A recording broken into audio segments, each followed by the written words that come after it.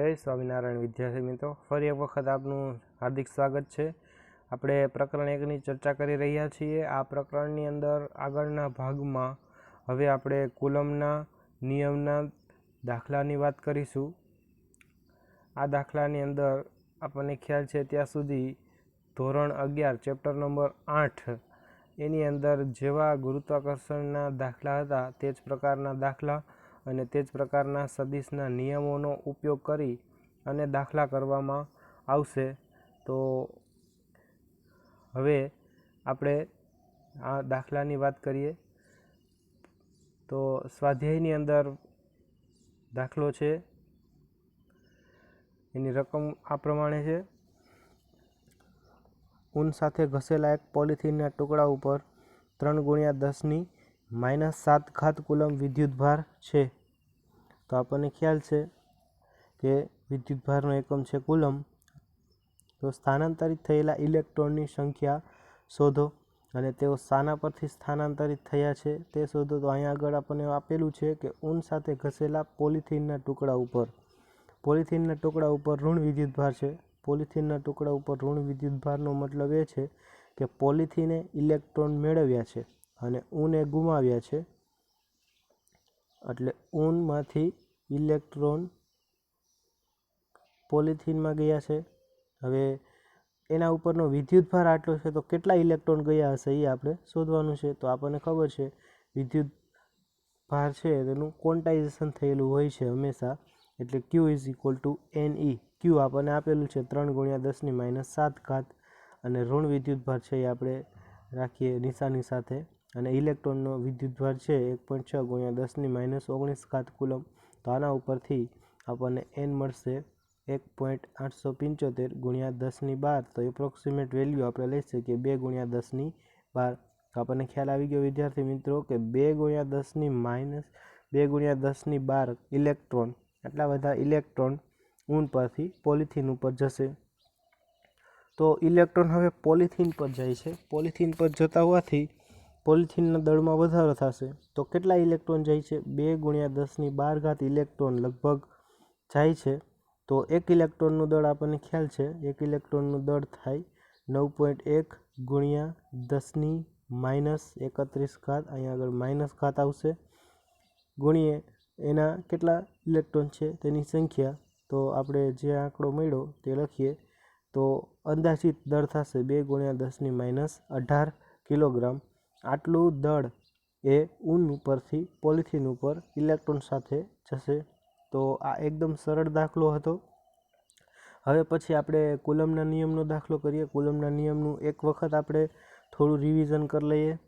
કુલમના નિયમમાં આપણને ખબર છે કે F = K Q1 Q2/R² આવશે, જ્યાં K ની કિંમત આપણે મૂકવાના છીએ 9×10⁹ ન્યૂટન × મીટર² કુલમ સ્ક્વેર।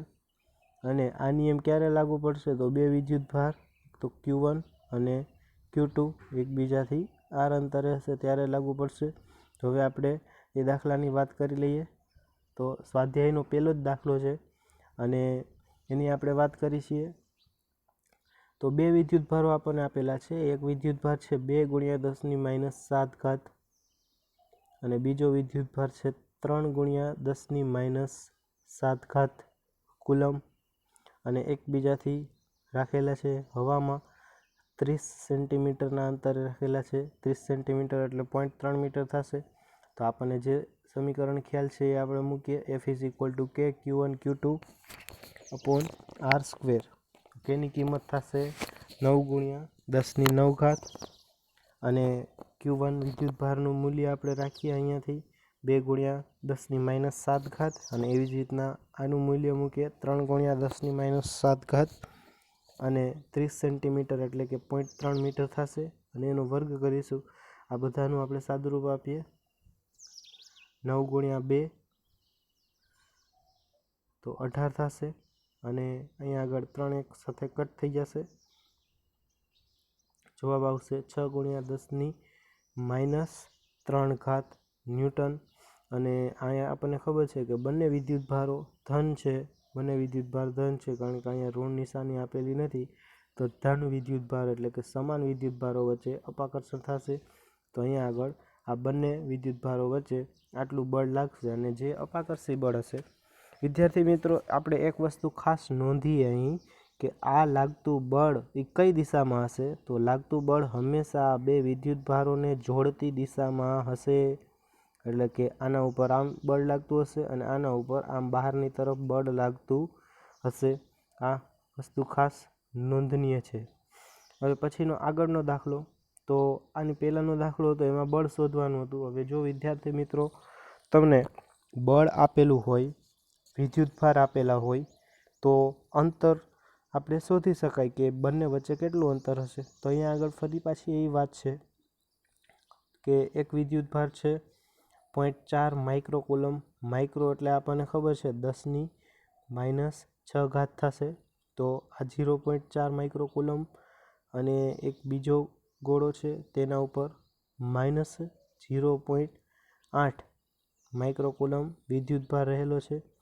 હવે આ બંને ગોળાઓ વડે વચ્ચે લાગતું બળ કેટલું છે? 0.2 ન્યૂટન. તો વળી પાછું આપણે ઇક્વેશન મૂકશું F = K Q1 Q2/r². હવે આની અંદર આપણને Fની કિંમત ખબર છે, Kની કિંમત ખબર છે, Q1ની Q2ની કિંમત ખબર છે, Rની કિંમત ખબર નથી, જે આપણે શોધવાની છે. તેથી r² કરતા બનાવીએ તો r² બરાબર K Q1 Q2/F થશે. તો બધી જ કિંમતો મૂકીએ તો જવાબ આપણને મળશે R = 0.12 મીટર. હવે આ પહેલો પ્રશ્ન એ થયો. હવે બીજો, આ ગોળો આના ઉપર કેટલું બળ લગાડે છે? તો અહીંયા આપેલું છે 0.2 ન્યૂટન. તો આ ગોળો આના ઉપર કેટલું બળ લગાડતો હશે? તો આપણને ખબર છે કે એક ગોળો બીજા ગોળા ઉપર જેટલું બળ લગાડે તેટલું જ બળ બીજો ગોળો પહેલા ગોળા ઉપર લગાડશે. બટ અહીંયા આપણે નોંધીએ કે એક વિદ્યુતભાર ધન છે, આ વિદ્યુતભાર ધન છે, આ વિદ્યુતભાર ઋણ છે. એટલે બંને વચ્ચે આકર્ષણ થશે. આકર્ષણ થાય તો એકબીજા તરફ આકર્ષે. તો આના ઉપર લાગતું બળ આ બીજા ગોળાને લીધે આ દિશામાં હશે અને આ ગોળા ઉપર પહેલા ગોળા ઉપર લાગતું બળ આ દિશામાં હશે. અને ખાસ પાછી એ વસ્તુ ફરીથી નોંધીએ કે આ લાગતું બળ બંને વિદ્યુતભારોને જોડતી રેખાની દિશામાં જ હશે. તો ન્યૂટનના ત્રીજા નિયમ ઉપરથી બંને ગોળા ઉપર સમાન મૂલ્યના પણ વિરુદ્ધ દિશામાં બળ લાગે, તેથી બંને ઉપરનું સમાન બળ હશે 0.2 ન્યૂટન. હવે આગળ વધીએ આપણે સ્વાધ્યાયનો 12મો દાખલો, એની આપણે વાત કરીએ. તો એની અંદર આપેલું છે કોપરના બે અલગ કરેલા ગોળાઓ, એટલે કે એને અવાહક બનાવી દીધા હોય, એની સાથે કોઈ સુવાહક સંપર્ક હોય નહીં, એને અવાહક ગોળાઓ કહેવામાં આવે છે. એટલે અલગ કરેલા ગોળાઓ કહેવામાં આવે છે. તો બે ગોળાઓ છે, એક A ગોળો છે અને બીજો B ગોળો છે. બંનેના કેન્દ્ર વચ્ચેનું અંતર 0.5 મીટર છે. 50 સેન્ટીમીટર એટલે 0.5 મીટર થશે. દરેક ઉપરનો વિદ્યુતભાર આપણને આપેલો છે 6.5 × 10⁻⁷ કુલમ. તો પરસ્પર લાગતું અપાકર્ષણ બળ કેટલું હશે? અહીંયા વિદ્યાર્થી મિત્રો અપાકર્ષણ બળ લાગશે, કારણ કે બંને વિદ્યુતભારો કેવા છે? ધન વિદ્યુતભારો છે. તો આ ગોળા ઉપર આ દિશામાં બળ લાગશે અને આ એ ગોળા ઉપર આ દિશામાં બળ લાગશે, અપાકર્ષી બળ. વળી પાછી એક વસ્તુ આપણે નોંધીએ કે આ બળની દિશા બંને વિદ્યુતભારોના કેન્દ્રને જોડતી રેખા ઉપરની દિશામાં હશે. તો અહીંયા આગળ વિદ્યાર્થી મિત્રો હવે તમે જાતે આ દાખલો ગણી શકશો. અહીંયા બળ આપણે શોધવાનું છે. F = K Q1 Q2 બે સરખા જ છે, એટલે Q² અને છેદમાં R એની કિંમત મૂકી અને તમે બધાએ જવાબ મેળવી લેવાનો રહેશે. તો આ પાર્ટ એ થઈ ગયો. હવે આ દાખલાનો પાર્ટ બી જોઈએ આપણે. તો દરેક ગોળા ઉપરનો વિદ્યુતભાર હવે બમણો કરવામાં આવે છે. પહેલાં કરતાં વિદ્યુતભાર આપણે બમણો કરવામાં આવે છે. તો આપણે જોઈએ હવે નવું બળ. તો નવા બળને આપણે કહી દઈએ F'. તો K થશે. પછી Qની બદલે હવે વિદ્યુતભારને કેવો કરી નાખ્યો છે? ડબલ, એટલે 2Q મૂકવાનું. અને અંતર કેવું કરવામાં આવ્યું છે? અડધું. તો અહીંયા અંતર R² હતો, હવે R/2 થઈ જશે.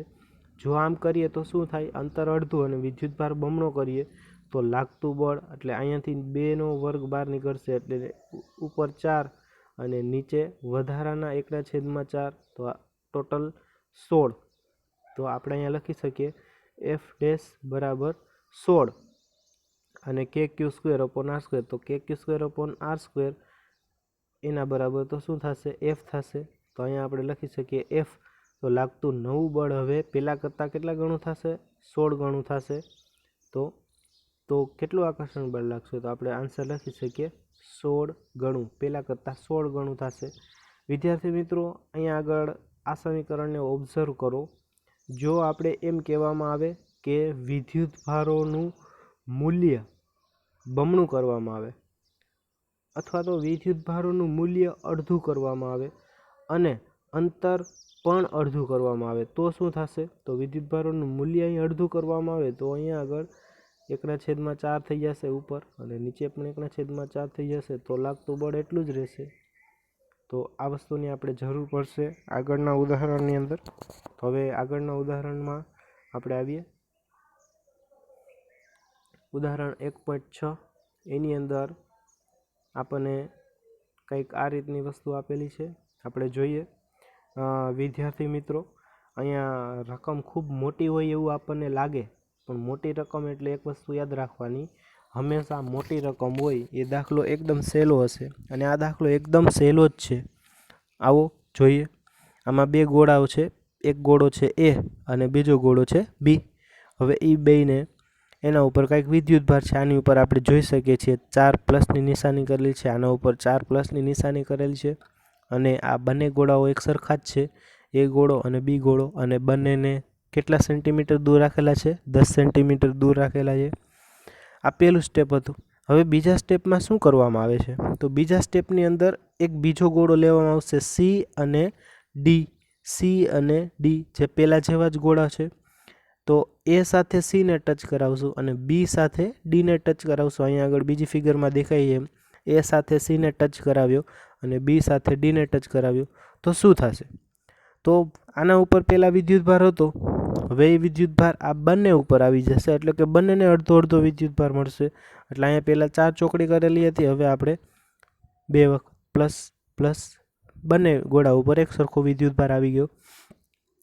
એવી જ રીતના આ બી અને ડી ઉપર પણ સમાન વિદ્યુતભાર આવી ગયો. એનો મતલબ શું થયો કે એ ગોળા ઉપર પહેલાં કરતાં જેટલો વિદ્યુતભાર હતો એના કરતાં હવે કેટલો થઈ ગયો, અડધો થઈ ગયો.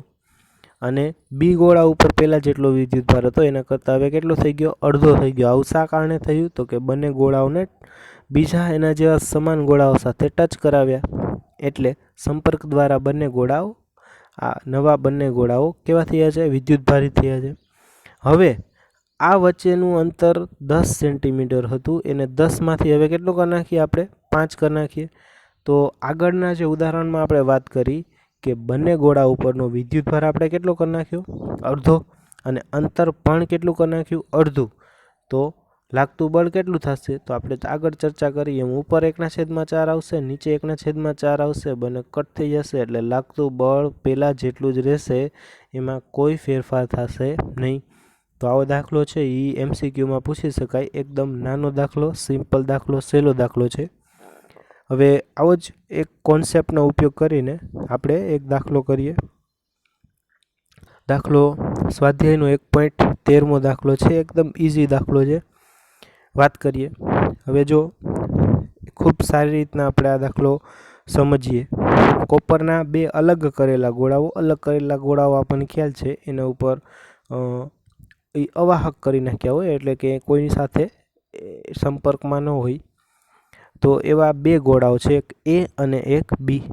આની પહેલાંની રકમ હતી એના જેવો જ આ દાખલો છે.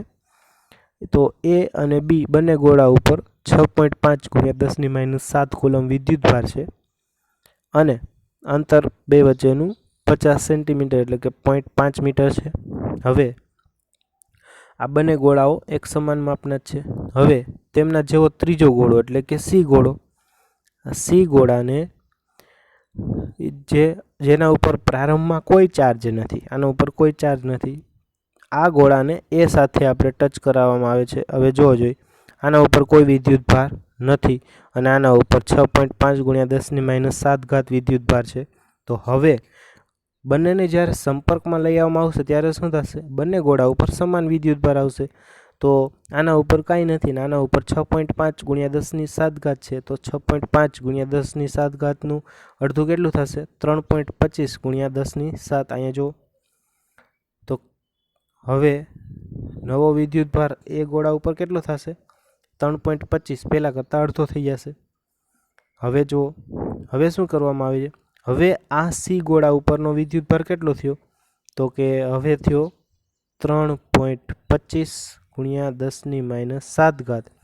હવે આ ગોળાને આની સાથે આપણે ટચ કરાવશું તો આના ઉપરનો વિદ્યુતભાર છે 6.5 ગુણ્યા 10ની -7 અને આના ઉપર છે 3.25 ગુણ્યા 10ની -7.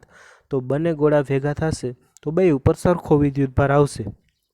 તો આ ટોટલ વિદ્યુતભાર આટલો પ્લસ આટલો અને એ બેયનો સરવાળો ભાગ્યા 2 એટલો વિદ્યુતભાર બંને ગોળા ઉપર આવશે. તો હવે Q2 ઉપર નવો વિદ્યુતભાર કેટલો આવશે? તો કે QB ઉપર હતો કેટલો હતો? 6.5 ગુણ્યા 10ની 7 અને C ઉપર હવે કેટલો વિદ્યુતભાર હતો? 3.25 ગુણ્યા 10ની -7. તો એ આપણે અહીંયા લખ્યું અને ભાગ્યા 2 એટલે કેટલું થશે? 4.875. તો જો નવો વિદ્યુતભાર આ એ ગોળાનો આટલો થયો અને બી ગોળાનો આટલો થયો. તો હવે એના ઉપર લાગતું બળ તમે આરામથી શોધી શકશો મિત્રો. આને Q1 લઈ લ્યો, આને Q2 લઈ લ્યો, બે વચ્ચેનું અંતર આટલું છે. તો એ બેનો જવાબ આપણે લખી શકીએ. તો કે Q1 Q2 અપોન R² એ પ્રમાણે કેની કિંમત 9 ગુણ્યા 10ની 9 એ ગોળા ઉપર 3.25, Q2 બીજા ગોળા ઉપર 4.875 છેદમાં બે વચ્ચેનું અંતર. તો લાગતું બળ થશે 5.7 ગુણ્યા 10ની -3 ન્યૂટન. એકદમ ઇઝી દાખલો છે, સાવ સહેલો દાખલો. હવે આગળનો દાખલો આપણે જોઈએ. એકદમ ઇઝી દાખલો છે અને MCQમાં પૂછાઈ શકે તેવો દાખલો. ઉદાહરણનો દાખલો છે, ઉદાહરણ 4.1 અને સ્વાધ્યાયમાં પણ એક દાખલો આપેલો છે. આ બંને દાખલાઓનું સોલ્યુશન એક જ સરખું છે, તેથી આ બંને દાખલા આપણે એકસાથે કરીએ છીએ. 1.4 ઉદાહરણ છે, એના બે ભાગ છે, એ અને બી. તો અહીંયા આગળ આપણે એ ભાગ પહેલાં જોઈએ, પછી બી ભાગની ચર્ચા કરવાના છીએ.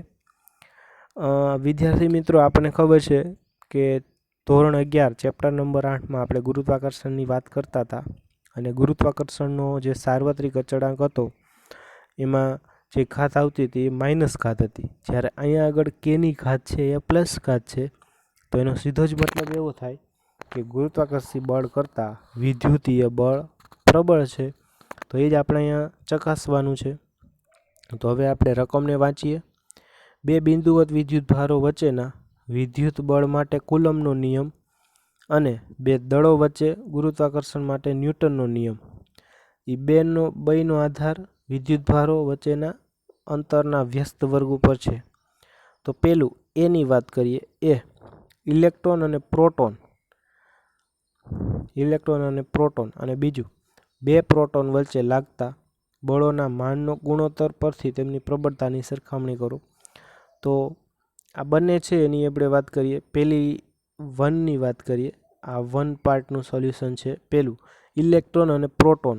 તો આપણને ખબર છે વિદ્યાર્થી મિત્રો, ઇલેક્ટ્રોન અને પ્રોટોનના દળ આપણને ખબર છે. ઇલેક્ટ્રોનનું દળ થશે 9.1 ગુણ્યા 10ની -31 અને પ્રોટોનનું દળ થશે 1.67 ગુણ્યા 10ની -27 ઘાત કિલોગ્રામ. તો એ બંને દળ છે અને બંને વચ્ચેનું અંતર કંઈક છે. તો એના બે વચ્ચે ગુરુત્વાકર્ષણ બળ લાગતું હશે અને ઇલેક્ટ્રોન ઉપરનો વિદ્યુતભાર છે E અને પ્રોટોન ઉપરનો વિદ્યુતભાર છે E પ્લસ E. આથી બંને વચ્ચે કુલંબીય આકર્ષણ બળ પણ લાગશે. તો આપણે પહેલાં જોઈએ કે ઇલેક્ટ્રિક ફોર્સ એટલે કે કુલંબીય બળ કેટલું થશે? તો કુલંબીય બળ ઇઝ ઇક્વલ ટુ કે Q1 Q2. Q1 એટલે E માઇનસ E, Q1 એટલે ઇલેક્ટ્રોનનો વિદ્યુતભાર માઇનસ E અને પ્રોટોનનો વિદ્યુતભાર પણ માઇનસ પ્લસ E. તો શું થશે? માઇનસ KE² અને બંને વચ્ચેનું અંતર છે R. એવી જ રીતના ગુરુત્વાકર્ષી બળ કેટલું થશે? તો કે ગુરુત્વાકર્ષી બળ આકર્ષી પ્રકારનું છે એટલે આપણે લખીએ આગળ માઇનસ G, પછી ઇલેક્ટ્રોનનું દળ, પ્રોટોનનું દળ અને છેદમાં R². હવે આ બંનેનો આપણે ગુણોત્તર શોધવો છે. તો બંનેનું આપણે ભાગાકાર કરી નાખીએ તો શું થશે? R² કેન્સલ થઈ જશે. આ સાઈડ વિદ્યાર્થી મિત્રો આપણે જોઈએ કે એફ એટલે બળ છે એક, એ કયું બળ છે? ઇલેક્ટ્રિક બળ, અને નીચે ગ્રેવિટેશનલ બળ. તો બે બળોનો ગુણોત્તર લ્યો તો ઉપર પણ બળ નીચે પણ બળ. તો આ સાઈડનો જે આ ગુણોત્તર છે એનું પરિમાણ થશે 0, એટલે કે પરિમાણ રહિત પદ થશે. તો ડાબી બાજુ પરિમાણ રહિત પદ હોય તો આ જમણી બાજુ પણ પરિમાણ રહિત પદ થાય એવું આપણે ચેક કરવાનું હતું આ સ્વાધ્યાયના 1.3માં દાખલામાં. તો એ આના ઉપરથી આપણને સરળતાથી ખ્યાલ આવી જશે. હવેની વાત આ ઉદાહરણની કરીએ આપણે. સ્વાધ્યાયનો દાખલો આટલો જ છે કે આ બંને પરિમાણ રહિત, આ પદ પરિમાણ રહિત હશે અને એ પરિમાણ રહિત થાય એ ખ્યાલ આવી ગયો આપણને. હવે આપણે આ બળનું ગુણોત્તર મેળવીએ. તો બધી જ કિંમતો આપણે રાખી દઈએ. કેની કિંમત 9 × 10⁹, ઈની કિંમત 1.6 × 10⁻19, જીની કિંમત 6.67 × 10⁻11, ઇલેક્ટ્રોનનું દળ 9.1 × 10⁻31, પ્રોટોનનું દળ 1.66 × 10⁻27, અને સાદુરૂપ આપતા આપણને મળશે 2.29 × 10⁻39. આ શું દર્શાવે છે? તો કે આ ગુણોત્તર દર્શાવે. જો અહીંયા આગળ ઉપર શું છે? ઇલેક્ટ્રિકલ ફોર્સ, નીચે કયું છે? ગુરુત્વાકર્ષી. ઇલેક્ટ્રિકલ ફોર્સને ગુરુત્વાકર્ષી ફોર્સ વડે તમે ભાગાકાર કરો તેમ છતાંય આટલી મોટી રકમ આવે છે. એનો મતલબ કે ગુરુત્વાકર્ષી બળ છે એ નાનું છે, જ્યારે વિદ્યુતીય બળ ઘણું બધું પ્રબળ છે એમ દર્શાવે છે. હવે આ જ દાખલાનો આપણે બીજો પાર્ટ કરીએ. બીજો પાર્ટમાં શું આપેલું છે? અહીંયા આગળ આપણે વાત કરી એક ઇલેક્ટ્રોન અને એક પ્રોટોનની વાત કરી. એક ઇલેક્ટ્રોન અને એક પ્રોટોન વચ્ચે લાગતું આકર્ષણ બળ. હવે આપણે વાત કરવાની છે બે પ્રોટોન વચ્ચે લાગતું બળ. તો બે પ્રોટોન વચ્ચે લાગતું બળ તો કે કુલંબીય બળમાં તો અહીંયા શું આવી જશે? પ્લસ આવી જશે. અને ગુરુત્વાકર્ષી બળમાં અહીંયા શું આવી જશે? એમ ઈ નહીં આવે, એમ ઈની બદલે MP આવી જશે. તો આમાં શું ફેરફાર થશે? એમ ઈની બદલે MP. તો આપણે અહીંયા ડાયરેક્ટ લખી શકીએ KE² GMP અને એની બધાની કિંમત તમે મૂકી તમારી જાતે અને તમે જવાબ લઈ આવી શકો. જે જવાબ છે 1.3 × 10⁻36. તો આ પ્રમાણે એકદમ સહેલો દાખલો હતો. આ બે દાખલા આપણે કર્યા. 1.4 ઉદાહરણ એનો ભાગ A અને સ્વાધ્યાયનો 1.3. હવે આગળ વધીએ આપણે ઉદાહરણ 1.4નો B ભાગ. તો એની અંદર આપણે પ્રવેગ શોધવાનો છે. એકદમ સહેલો દાખલો છે. પ્રશ્ન કંઈક આવો છે. B ભાગ, એક ઇલેક્ટ્રોન અને એક પ્રોટોન. આ ઇલેક્ટ્રોન અને આ પ્રોટોન રાખેલા છે 1 એંગસ્ટ્રોમ અંતરે. એંગસ્ટ્રોમ એટલે આપણને ખબર છે 1 એંગસ્ટ્રોમ એટલે 10⁻10 મીટર થશે. બે આટલા દૂર હોય ત્યારે તેમની વચ્ચે પરસ્પર આકર્ષણ બળથી ઉદ્ભવતા ઇલેક્ટ્રોન અને પ્રોટોનના પ્રવેગ શોધો. તો પહેલાં આપણે ગોતી લઈએ કે આ બે વચ્ચે કેટલું આકર્ષણ બળ લાગશે. તો આકર્ષણ બળનું સૂત્રનું મૂલ્ય કે એટલે ઘણી વખત આપણે 1/4πε0 લખીએ છીએ અને ε0 ને શૂન્યાવકાશની પરાવૈદ્યુતાંક એટલે કે પરમિટિવિટી કહેવામાં આવશે. હવે આપણે કેની કિંમત મૂકીએ. કેની કિંમત છે 9 × 10⁹ અને એનો એકમ પણ લખી શકાય ન્યૂટન મીટર સ્ક્વેર પ્રતિ કુલમ. ઈની કિંમત મૂકીએ આપણે 1.6 × 10 અને r² કેટલું અંતર છે? 1 એંગસ્ટ્રોમ, તો 10⁻10². તો જવાબ તમને આવો મળશે 2.3 × 10⁻8 ન્યૂટન. હવે વિચારો કે એક ઇલેક્ટ્રોન છે એના ઉપર આટલું બળ લાગે છે તો એનો પ્રવેગ કેટલો થાય? તો આપણને ખબર છે ન્યૂટનની ગતિનો બીજો નિયમ F = ma. F ખબર છે અને M ખબર છે ઇલેક્ટ્રોનનું દળ. એના ઉપરથી આપણે ઇલેક્ટ્રોનનો પ્રવેગ મળી જશે.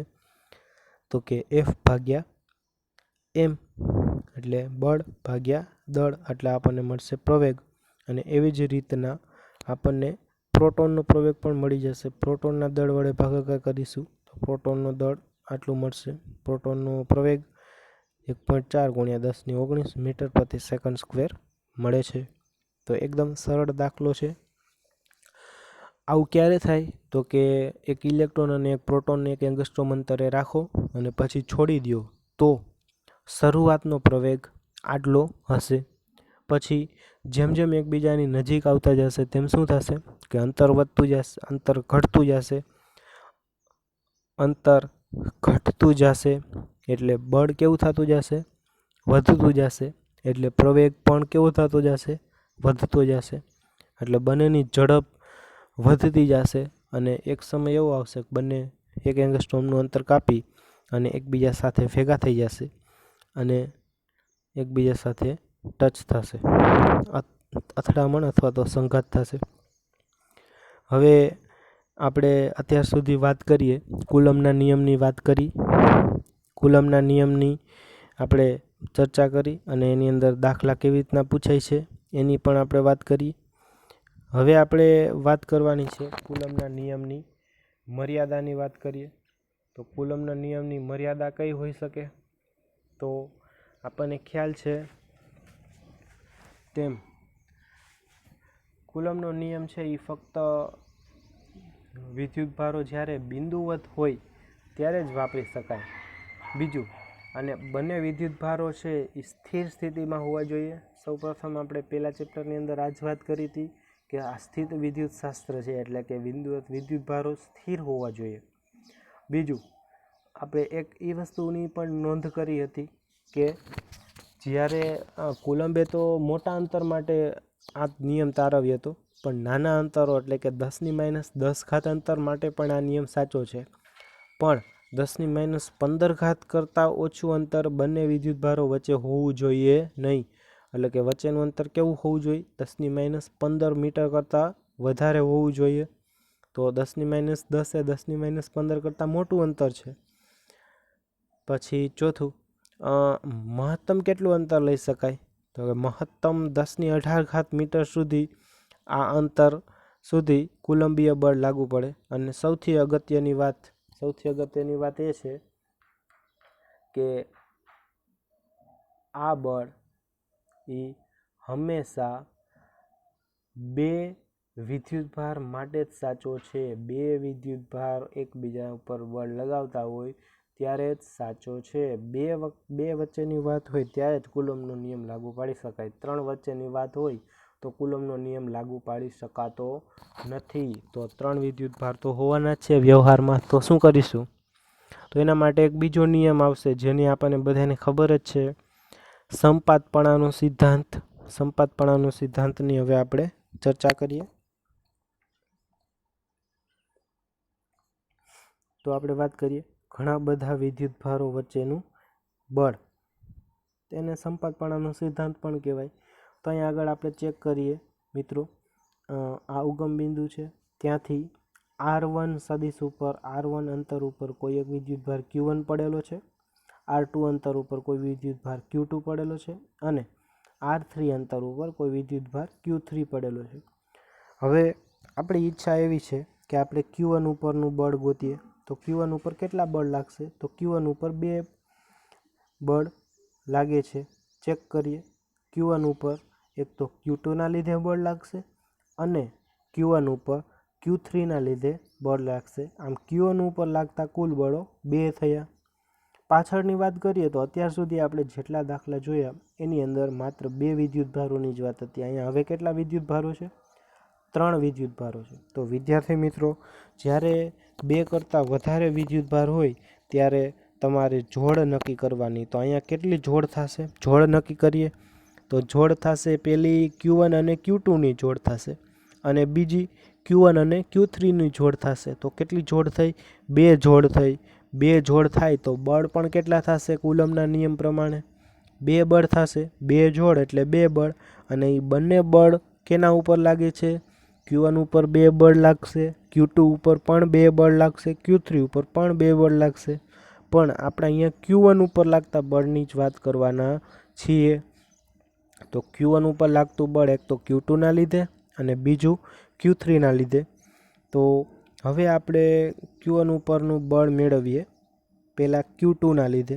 તો આપણે લખીએ અહીંયા Q1 ઉપરનું બળ કેના લીધે? Q2ના લીધે. એટલે કે એક ઉપરનું બળ Q1 ઉપરનું બળને આપણે લખીએ, સીધું જ લખાય F1 અને કેના લીધે લાગે છે? 2ના લીધે. તો F12 અને બીજી આપણે શું લખશું? K એટલે ઘણી વખત આપણે 1/4πε0 લખીએ છીએ એટલે વળી પાછું K લખ્યું. બંનેના મૂલ્યો Q1 અને Q2 અને બે વચ્ચેનું અંતર કેટલું છે? તો કે બે વચ્ચેનું અંતર થશે R12, જ્યાં R12 શું છે? R12 બરાબર R2 માઇનસ R1 સદિશ છે, જે આપણને ખ્યાલ છે આગળના કુલમના નિયમ ઉપરથી.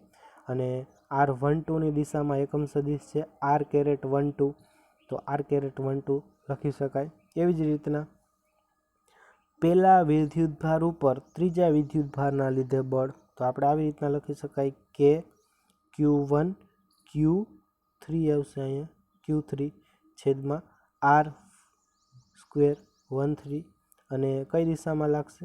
તો R13ની દિશામાં. અહીંયા આગળ આપણે જોઈ શકો છો, આ એની દિશા છે અને આમાં દિશા આ છે. તો જોવો છો Q ઉપર એક બળ આ દિશામાં લાગે, બીજું બળ લાગે છે આ દિશામાં. તો આના ઉપર લાગતું પરિણામી બળ, તો કે આ બળ અને આ બળનો સદિશ સરવાળો. તો સદિશ સરવાળો આપણે સમાંતર બાજુ ચતુષ્કોણના નિયમથી કરતા હોઈએ કે આ લાઈનને સમાંતર અહીંયા લાઈન ડ્રો કરીએ અને આ લાઈનને સમાંતર અહીંયા લાઈન ડ્રો કરીએ, પછી અહીંયાથી જોઈન્ટ કરી દઈએ, તો આ આપણને મળશે પરિણામી સદિશ, પરિણામી બળ આ દિશામાં આપણને મળશે. તો હવે આપણે કરીએ એ જ વસ્તુ મેથેમેટિકલી. આપણે આવી રીતના લખી શકાય કે લાગતું પરિણામી બળ પહેલાના લીધે પ્લસ ત્રીજાના લીધે, અને બંનેનો કેવો સરવાળો છે? સદિશ સરવાળો. તો હવે આપણે આ બંનેની કિંમત મૂકી દઈએ તો આપણને એક આવું સમીકરણ મળશે. અહીંયા આગળ આ બે જ વિદ્યુતભારની આપણે વાત કરી. હવે જો આવા ઘણા બધા વિદ્યુતભારો હોય તો અહીંયા આગળ આપણે બે જોડ બનાવી હતી, તો બે પદ આવ્યા હતા. તો આવી n જોડ બનતી હોય તો n પદો આવે. તો એના માટેનું જનરલ સમીકરણ આપણે જોઈએ. તો જોઈએ n વિદ્યુતભાર હોય તો શું થાય? તો કે પહેલા ઉપર બીજાને લીધે, પહેલા ઉપર ત્રીજાને લીધે, એવી રીતના પહેલા ઉપર n વિદ્યુતભારના લીધે. તો હવે બધા જ પદોનો સરવાળો થશે, અને આ સરવાળાને આપણે સંકેતમાં આવી રીતના લખી શકાય. તો સંપાતપણાનો સિદ્ધાંત આપણે સમજી ગયા મેથેમેટિકલી. હવે એને આપણે શબ્દોમાં યાદ રાખવાનો છે. ઓનલાઈન લેક્ચર હોવાથી આપણે પૂછી શકતા નથી, પણ તમારે આ અત્યારે યાદ રાખી લેવાનો છે. સંપાતપણાનો સિદ્ધાંત: જો કોઈ પણ વિદ્યુતભાર ઉપર ઘણા બધા વિદ્યુતભારના લીધે કુલ કુલમ બળ દરેક વિદ્યુતભાર વડે લાગતા સ્વતંત્ર કુલમ બળના સદિશ સરવાળા જેટલું હોય. એટલે કે એક વિદ્યુતભાર ઉપર લાગતું બળ છે એ કેના જેટલું હોય? તો કે બધા બીજા વિદ્યુતભારો છે એના ઉપર લાગતું બળ હોય, સ્વતંત્ર બળ, એનો સરવાળો, સદિશ સરવાળો એના જેટલું હોય. તો આ વસ્તુ આપણે તરંગ પ્રકરણમાં પણ કરી હતી. સંપાતપણાનો સિદ્ધાંત એ જ છે, અને હજી આગળ એક વખત આ સંપાતપણાનો સિદ્ધાંત આપણે ભણવાના છીએ. હવે આગળની વાત કરીએ. ઉદાહરણ છે, ઉદાહરણ 1.6 એકદમ સરળ ઉદાહરણ છે. બુકમાં આપણને આપેલું હોય, મેં હમણાં જ વાત કરી એમ, જો મોટી રકમ હોય તો ડરી જવાની બિલકુલ જરૂરિયાત નથી. એકદમ સાદું અને સરળ છે. તો હવે આપણે વાત કરીએ કે આ એલ લંબાઈના, હવે આપણે અત્યાર સુધી જે ચર્ચા કરી હતી એની અંદર માત્ર ને માત્ર બે જ વિદ્યુતભારો હતા. હવેના વિદ્યુતભારો 3 કે 4 વિદ્યુતભારોની આપણે વાત કરીએ એટલે આપણને ખ્યાલ આવે.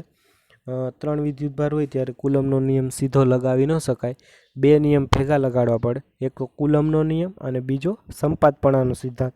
તો બે આપણે લગાડશું. સંપાતપણાનો સિદ્ધાંત એટલે બધા બળોનો સરવાળો કરવાનો, અને બળ કેવી રીતના ગોતવાનું? તો કુલમના નિયમથી. બરાબર. તો હવે આની અંદર આપણે વાત કરીએ. જોઈએ કેટલી જોડી બને છે? 3 જોડ બને છે. રકમ પહેલાં વાંચીએ.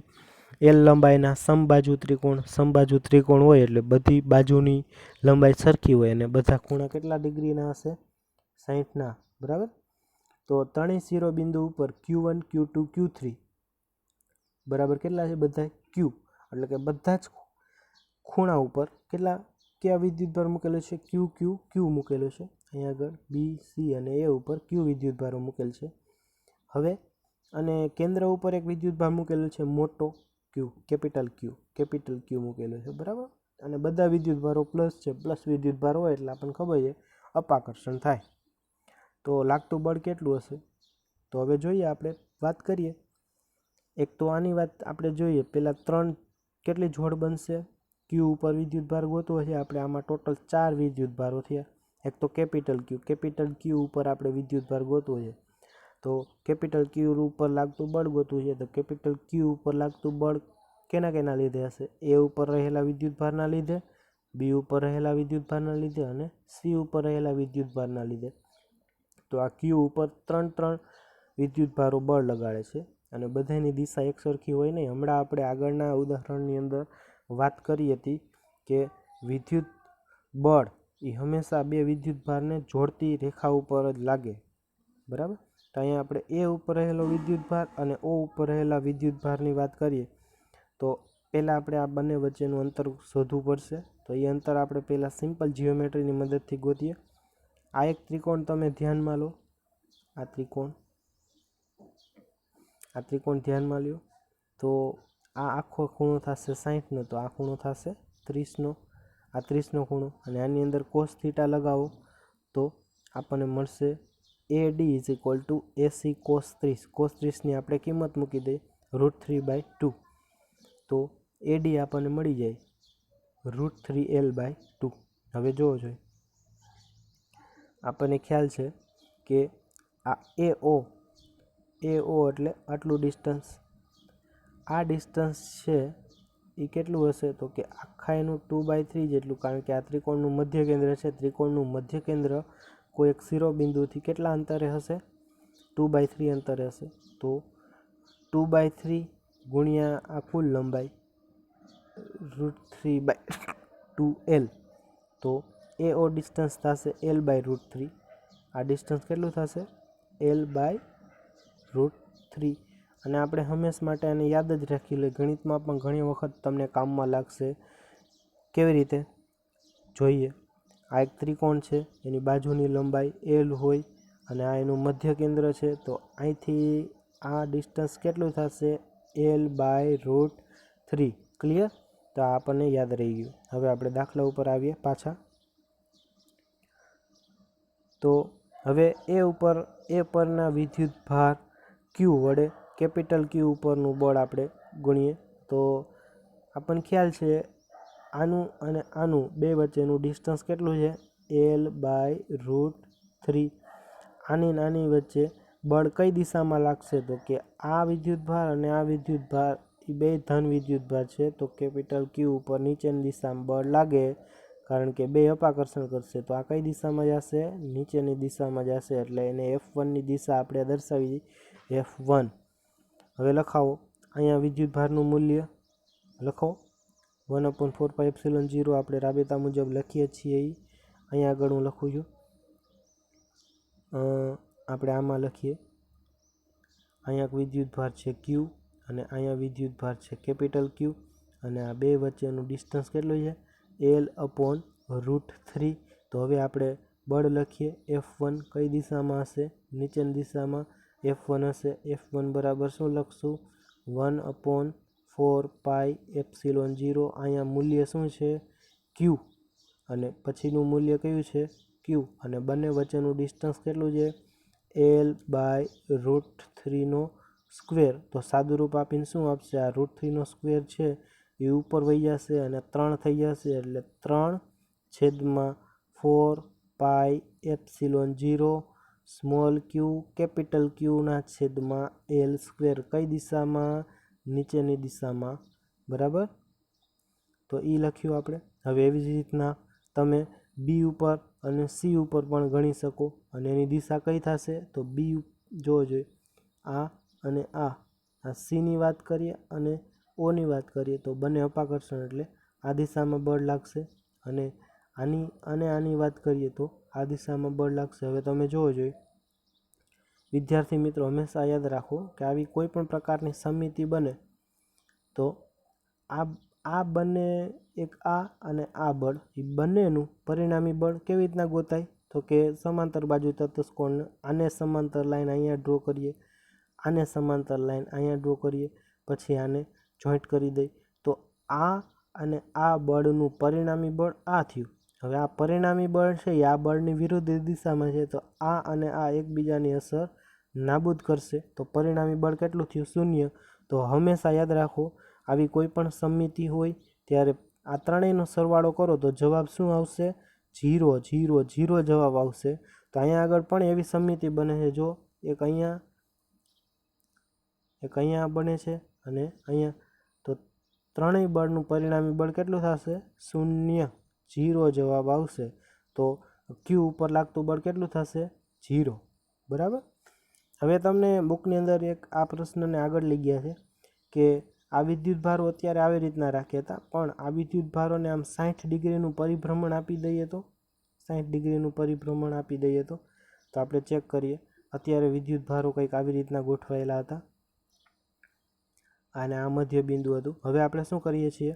60નું પરિભ્રમણ આમ આપી દઈએ છીએ, તો મધ્યવાળો છે એ મધ્યમાં જ રહેશે. 60 આ ઉપર જઈ અહીંયા આવી જશે, આ સાઈડની અંદર જઈને અહીંયા આવી જશે અને આ નીચે આવી જશે એટલે અહીંયા આવી જશે. તો આખી હવે આવી રીતના થશે.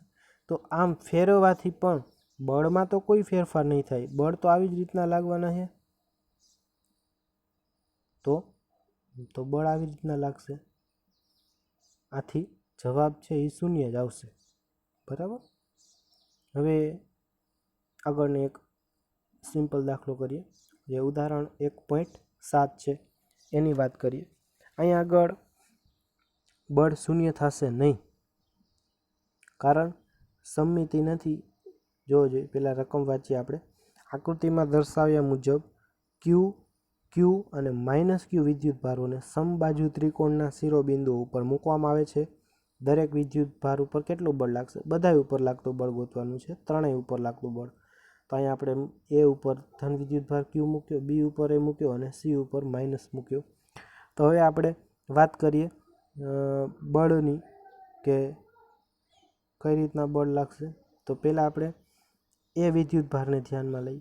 એ વિદ્યુત ભાર ઉપર કેના લીધે લાગશે? એક તો બીના લીધે, એક તો સીના લીધે. તો એ ઉપર કુલ બળ કેટલા થશે? 2. એ ઉપર 2 બળ લાગશે. હવે એ ઉપર અહીંયા બીના લીધે, તો કે બી ઉપર ધન વિદ્યુત ભાર છે, એ ઉપર પણ ધન છે એટલે અપાકર્ષણ થશે. તો આ બી વાળો છે એને ધક્કો મારશે એટલે આ રીતે બળ લાગશે. અને આ સી વાળો વિદ્યુત ભાર છે એને ખેંચશે એટલે ઉપરની તરફ બળ લાગશે, એટલે આ બળ થયું. તો 2 બળ થયા. એ ઉપર રહેલા વિદ્યુત ભાર ઉપર 2 બળ લાગે. એનું પરિણામી ગોતવું હોય તો આપણને ખબર છે સમાંતર બાજુ ચતુષ્કોણનો નિયમ, બે બાજુ સમાંતર દોરીએ તો આ એના ઉપર લાગતું પરિણામી બળ થશે. ક્લિયર. હવે આપણે વાત કરીએ બી ઉપર લાગતા બળની. તો બી ઉપર લાગતું બળ કેવી રીતના ગોતી શકાય? તો કે બી ઉપર પહેલાં તો એક એના લીધે લાગશે અને એક સીના લીધે. એ વિદ્યુત ભાર સમાન જ છે તો બીની સાથે શું કરશે? અપાકર્ષણ, એટલે કે એને ધક્કો મારશે એટલે આ દિશામાં બળ લાગશે. અને સી ઋણ છે એટલે એને ખેંચશે એટલે ઉપરની દિશામાં બળ લાગશે. તો એક બળ આ દિશામાં થયું, બીજું બળ આ દિશામાં થયું. હવે આ બંનેનું પરિણામી જોઈતું હોય તો સમાંતર બાજુ ચતુષ્કોણના નિયમ પ્રમાણે આ દિશામાં બળ લાગશે. આ બી ઉપરની વાત થઈ. હવે આપણે વાત કરીએ સી ઉપરની. તો સી ઉપર જોવો જોઈએ, સી છે એના ઉપર, તો કે સીને આ વિદ્યુત ભાર અને આ વિદ્યુત ભાર બેના લીધે બળ લાગશે. અને આ ઋણ છે ને આ બે ધન છે, તો આ સીને આ સાઈડ લગાડશે બળ અને આ સાઈડ લગાડશે. તો બળ કઈ રીતના થયું? એક તો આ રીતે અને એક આ રીતે. આ બેનું પરિણામી જોતું હોય તો સમાંતર બાજુ ચતુષ્કોણનો નિયમ લગાડો. આ સાઈડને સમાંતર અહીંયા ડ્રો કરો અને આ સાઈડને સમાંતર અહીંથી ડ્રો કરો. પછી આ બેને જોઈન્ટ કરી દો એટલે આ જે નીચેની ડાયરેક્શનમાં બળ લાગશે. તો આ બળ આપણને ખબર પડી ગઈ. હવે આપણે ચેક કરીએ એ ઉપર લાગતું બળ આપણને યાદ છે. એ ઉપર લાગતું બળ આમ અને આમ, આ બે વચ્ચેનો એંગલ કેટલો થશે? 120 ડિગ્રી થશે.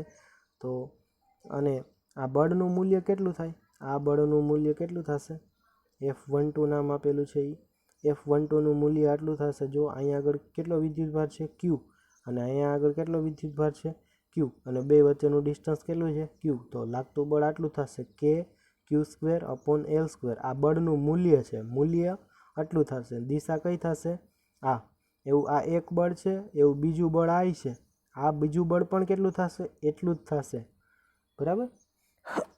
હવે આ એક બળ, આ બીજું બળ, આ બેના બળના આપણે પરિણામી શોધવાનું છે. તો પરિણામી શોધવા માટેનું આપણને સૂત્ર ખ્યાલ છે, F =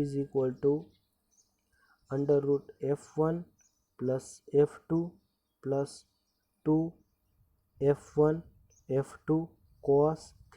આપણને ખ્યાલ છે, એ સૂત્ર આપણે લાગુ પાડીએ. ચાલો, તો અહીંયા આગળ આપણને ખ્યાલ છે એ પ્રમાણે સૂત્ર લાગુ પાડેલું છે. પહેલાં આપણે FA ઉપર લાગતા બળની વાત કરીએ. આ બળનું મૂલ્ય ખબર છે, આ બળનું મૂલ્ય ખબર છે. બે વચ્ચેનો એંગલ કેટલો થશે? 120 લખાવો. Fનો સ્ક્વેર 2F1 F2 અને cos 120 એટલે -1/2 થશે. તો અહીંયા લખી નાખો. અને આ દિશા દર્શાવી છે, કઈ દિશામાં છે? તો કે BCની દિશામાં. ચેક કરો, આ દિશા અને આ દિશા સરખી છે, તો આ દિશામાં લાગશે, BCની દિશામાં લાગશે, એવું દર્શાવીએ છીએ આપણે. આ FA. એવી રીતના આ જો, આ ચેક કરો, આનું મૂલ્ય પણ કેટલું છે? F. અને આનું મૂલ્ય કેટલું છે? F. અને બે વચ્ચેનો એંગલ કેટલો છે? 120. તો એમાં પણ સેમ એવી જ રીતના આવશે. તો પહેલાં ઉપરથી જ આપણે ડાયરેક્ટ લખી નાખીએ કે B ઉપર લાગતું બળ પણ કેટલું થશે? F થશે. કઈ દિશામાં? આ ચેક કરો, આ કઈ દિશા કહેવાય? આ દિશા કહેવાય ને, AC. ચેક કરો, AC દિશા છે. હવે આપણે આની વાત કરીએ, C ઉપર લાગતું બળ. તો C ઉપર લાગતું બળ પહેલાં તો એક આ બળ અને આ બળનું પરિણામી બળ છે ને. C ઉપર લાગતું બળ, આ બળ અને આ બળનું પરિણામી બળ છે. આ બે વચ્ચેનો એંગલ કેટલો થશે? 60. તો લખો ફરીથી સમીકરણ, F1 F2 2F1 F2 cos 60. cos 60 એટલે શું થશે? 1/2. તો 1/2 અહીંથી 2 કટ થઈ જશે એટલે કેટલું આવ્યું જવાબ? √3F. તો FC = √3F. અને કઈ દિશામાં લાગશે? નીચેની દિશામાં, શિરોલંબ દિશામાં લાગુ પડે છે.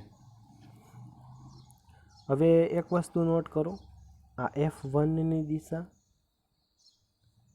FAની દિશા કઈ થઈ? FAની દિશા છે આ, FBની દિશા કઈ છે? આ. અને FCની દિશા કઈ છે? આ. હવે જોજો, આ બળ અને આ બળ, એને આપણે અહીંયા લખીએ, આ અને આ બેનું પરિણામી લઈએ તો આમ આવશે. અને આ બળ નીચે છે ને આ બળ ઉપર છે, તો આ બે એકબીજાની અસર નાબૂદ કરશે. તો ટોટલ પરિણામી બળ A ઉપર લાગતું બળ પ્લસ B ઉપર લાગતું પ્લસ C ઉપર લાગતું, બધાનો સરવાળો કેવો થશે? 0. આ શું દર્શાવે છે? કે અહીંયા ન્યૂટનના નિયમનું પાલન થાય છે, એવું દર્શાવે છે. તો આપણને ખ્યાલ આવી ગયો હશે. હવે એક બીજી વાત કરીએ, એકદમ સહેલો પ્રશ્ન સ્વાધ્યાયનો છે, એકદમ ઇઝી, કોઈ ગણતરી લોજિકની જરૂર નથી. સ્વાધ્યાયનો 1.6 રકમ સમજીએ. એક વિદ્યુત ભાર અહીંયા મૂકેલો છે, એનું કેટલું મૂલ્ય છે? 1 માઇક્રોકુલમ. તો એના ઉપર કેટલું બળ લાગશે? આ A B C અને D ઉપર રાખેલા વિદ્યુત ભારના લીધે. તો ચેક કરીએ આપણે, જોવો જોઈએ. અહીંયા આગળ વિદ્યુત ભાર રાખેલો છે અને B ઉપરનો વિદ્યુત ભારને ધ્યાનમાં લ્યો. તો B ઉપરનો વિદ્યુત ભાર કેટલો છે?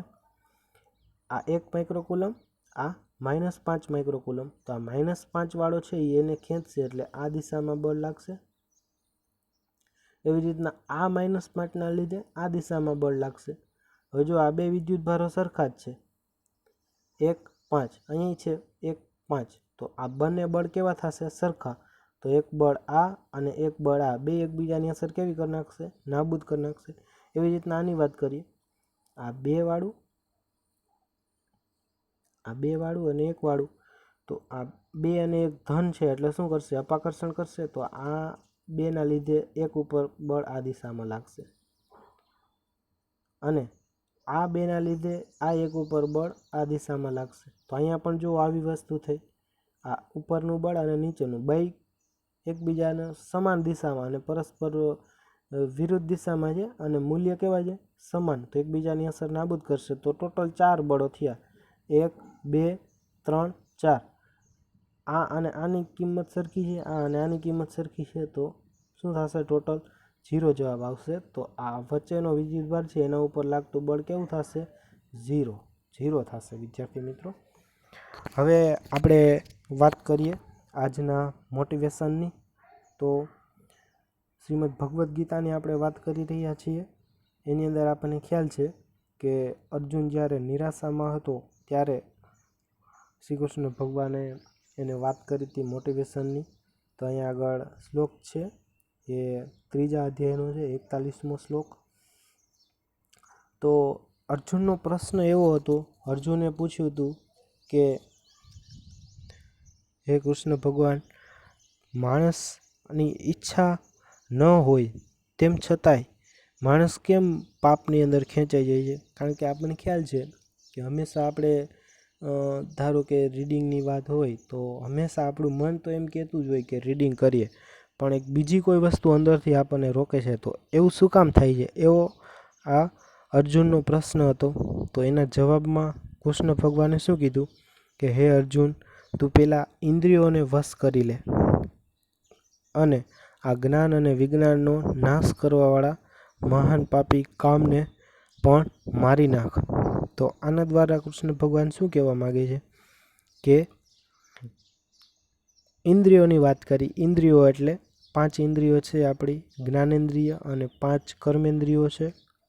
એ બધી જ ઇન્દ્રિયો હંમેશા પોતાના વિષયની અંદર રહેવા માગે છે. જેમ કે આંખને સારું સારું જોવાની અંદર ઇન્ટરેસ્ટ હોય, જીભને સારું સ્વાદ લેવાની અંદર ઇન્ટરેસ્ટ હોય.